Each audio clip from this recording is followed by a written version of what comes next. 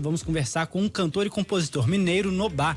Ele está lançando um trabalho novo, né? O disco Mestiço. É um disco solo, o quarto dele. O trabalho potencializa o sincretismo musical do Nobá, mesclando um registro inédito tem, né, ali dentro da obra, um registro inédito na voz de Elza Soares. Bom, as canções, elas citam outros mestres da música brasileira, como Cartola, Clara Nunes, Tom Jobim. Nobá, ele tá aqui para conversar com a gente, então boa tarde. Boa tarde, gente. Uma alegria, prazer imenso estar aqui com vocês. Nos ouve, nos vê bem, Nobá? Perfeitamente Ótimo. bem. Prazer, uma honra receber você aqui no Conecta, hein? Nobá, olha, eu fiquei muito feliz de ouvir o seu álbum, de verdade. Achei uma coisa, assim, basta ouvir, você nota que é um trabalho que vem de um processo de pesquisa, né? Assim, é um trabalho que vem de uma investigação real. Ali tem várias referências que você coloca, e aí eu tô falando de ritmos, eu tô falando de compositores, de grandes nomes. Eu queria saber como foi esse processo de criação, de gestação desse trabalho. De fato, quanto tempo levou? Eu vi que você circulou por várias cidades, 3 cidades pelo menos. Como que foi isso? Então, cara, esse disco, ele começou a ser composto em 2019 e a proposta dele era realmente celebrar e valorizar a nossa música popular brasileira. A música popular brasileira é a grande musa desse trabalho. Eu busquei nas 10 faixas autorais do disco homenagear essa coisa riquíssima que é o nosso cancioneiro popular, nossos ritmos populares. E esse disco começou a ser produzido no início da pandemia. Na verdade, o último compromisso que eu tive antes de entrar em isolamento social foi a gravação das guias do álbum. Para quem não sabe, guias, quando a gente entra no estúdio com a versão mais crua da música, voz e violão, voz e piano, para depois ir trazendo os outros instrumentos e os arranjos que vão entrar, né? E a pandemia acabou desacelerando o processo, a gente já estava na véspera de começar a produzir, mas a gente segurou um pouco a onda, toada mais leve, e o disco acabou sendo produzido ao longo de 1 ano e meio, né? E isso possibilitou que a gente enriquecesse ainda mais os arranjos, trouxesse mais músicos e musicistas. O disco tem participação de mais de 20 músicos e musicistas de todos os cantos do Brasil. E, enfim, é um trabalho que me deixou muito feliz, também muito orgulhoso, apesar dos desafios da produção em plena pandemia, né? Queria que você comentasse exatamente se a gente pode falar de um conceito de coletividade, né? Considerando aí muita gente envolvida, como você falou, 20 músicos e musicistas, vários técnicos, né? Pessoas com contribuições diversas aí. Eu queria saber se isso tudo teve um impacto no trabalho que vocês tiveram de resultado, né? Pensar que tem essa diversidade ao mesmo tempo que uma coletividade tem a ver, impactou o resultado? Com certeza, com certeza. Acredito que um disco que se propõe a se chamar Mestiço e se propõe a celebrar a música brasileira, a cultura brasileira, ele precisa dessa diversidade, né? Ele precisa dessa riqueza de sotaques, de estilos, de gêneros, de gerações. E a gente foi desde o início com isso na cabeça. A ideia era trazer muitas visões diferentes sobre a própria música para que a gente pudesse ter um resultado mais rico, mais diverso, celebrar essa nossa vocação brasileira também, que é a diversidade. Perfeito, eu queria saber como é também levar pro ao vivo. Um disco que foi feito a tantas mãos, é um desafio levar esse trabalho pro ao vivo? Foi um grande desafio, assim, até a gente encontrar a coisa certa, né, a forma correta de defender o trabalho, conseguir apresentar bem os conceitos do disco sem perder a essência dele, foi muito difícil. Eu me apresentei a primeira vez ao vivo com esse trabalho em maio desse ano, pelo festival Palco Ultra Encontros, que é um festival que aconteceu totalmente no YouTube, e nessa ocasião eu fui com banda completa, assim, eu fui com 9 músicos e musicistas para poder fazer uma defesa do trabalho. Só que circular com 9 pessoas pelo Brasil não é das coisas mais fáceis, né? E aí a gente conseguiu achar uma síntese ali. Hoje eu tô com um quarteto muito legal, com a Camila Rocha no baixo, o Brandu nas percussões eletrônicas e também no DJ, e com o Léo Pires na bateria. E o show estreou semana retrasada, né? Não, semana retrasada não, perdão. O show estreou dia 31 de Ouro Preto, na Praça Tiradentes. Foi uma ocasião linda. Na sequência a gente foi para BH, que também foi linda, minha terra, né? Tava morrendo de saudade. Foi uma ocasião muito especial e agora vamos tocar esse disco no Brasil todo, se Deus quiser. Ainda falando do disco, você divide os vocais, né, com alguns convidados ilustres. A gente tá falando de Elza Soares, de Benegão, isso na faixa Me Deixa Sambar. Mariana Carvanelas, né, no Aqueles Homens. A Mariana que veio de primeiro, né? Ela teve no Rosa Neon, no Lamparina, e tem também essa carreira solo bem sólida. Tem também o bloco de carnaval, então Brilha, e o de Souza, né? Figurinha também no Carnaval Belo Horizontino, em Fortaleza. E tem a sua esposa, né, Nobá, a Lourdes, que tá em Beira do Mar.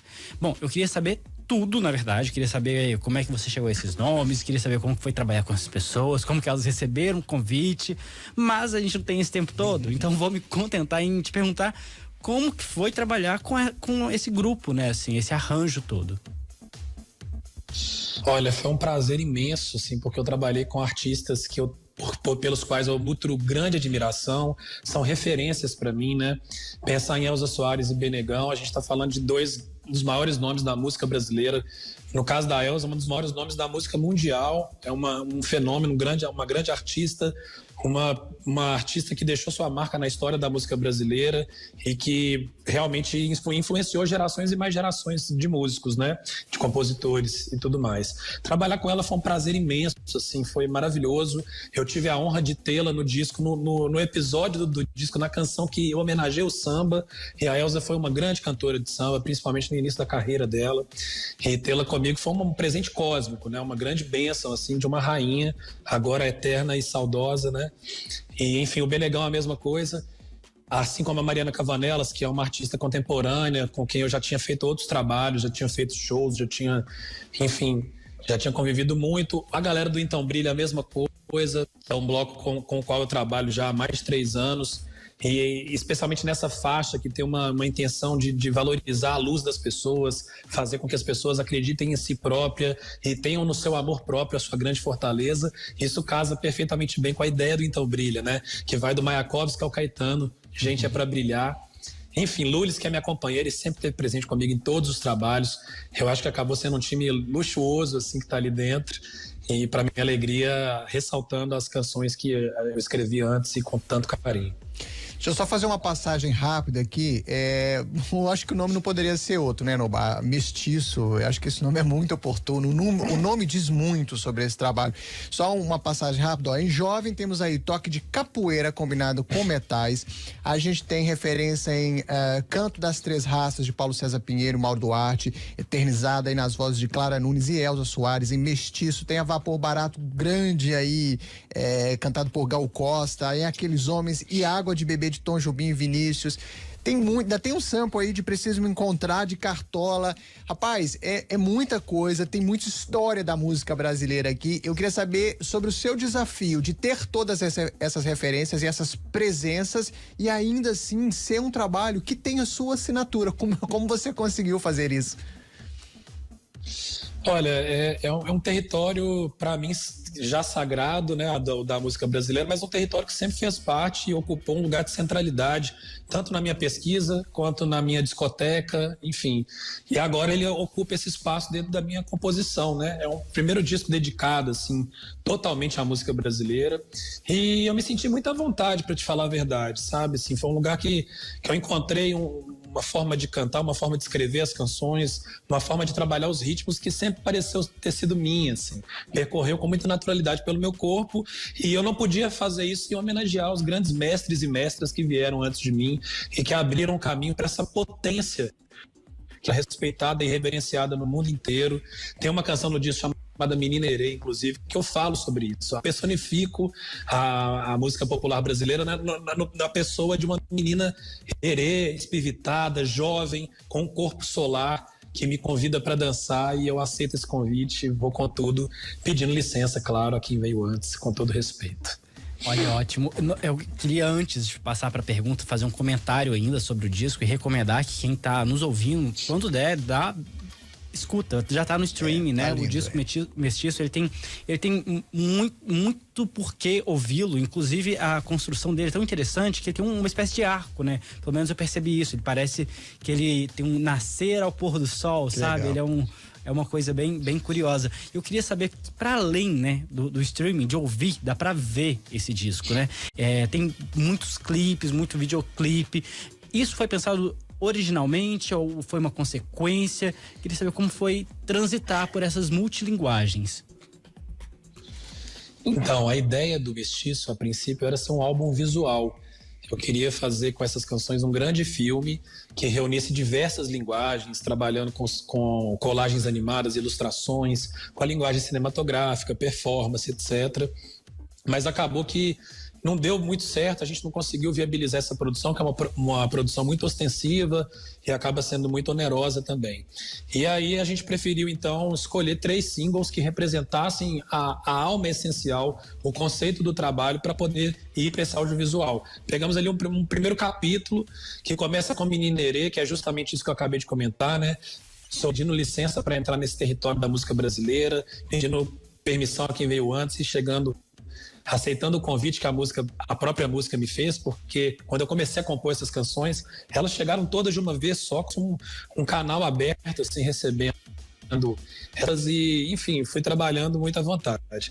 Me Deixa Sambar, que é a música que tem a participação da Elza Soares e do Benegão, já é como se fosse um capítulo da pessoa, já saiu da ancestralidade, ela saiu das suas raízes, saiu da sua terra e foi viver ali aquela rotina, às vezes muito difícil do trabalho, que sufoca, que deixa cansado, e esse grito de liberdade às vezes é necessário, né?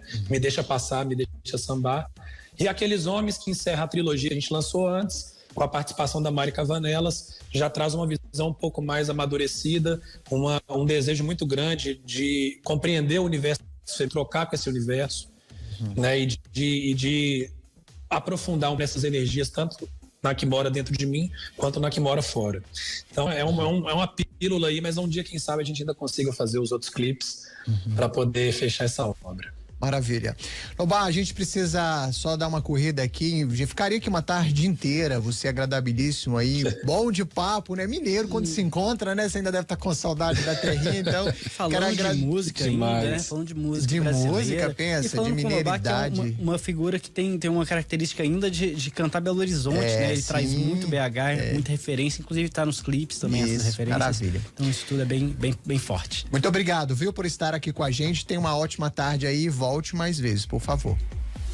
Gente, muito obrigado pelo espaço, a vocês e todos os ouvintes, e convido todo mundo aí, reforço o convite para que ouçam o Mestiço, disponível em todos os aplicativos de música. Tamo Maravilha. junto. Daqui a pouquinho a gente encerra o Conecta, então, ouvindo um pouquinho aí desse trabalho maravilhoso do Nobá, que bateu esse papo aqui com a gente.